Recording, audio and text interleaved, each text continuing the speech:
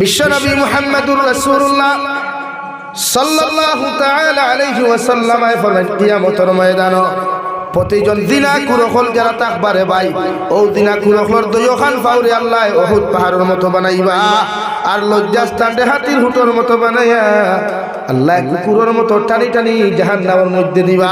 কিয়ামতের সারা মানুষে জিকির করবা হে মওলা কারীম ই রাতের জানোয়ার জীবনে কোনোদিন নিতাই নগর জমিনে দেখলাম না, জীবনে আলগাপুর সমষ্টির মধ্যে দেখলাম না। এই জানোয়ারটা আপনি কোথায় থেকে নিয়ে এসেছেন?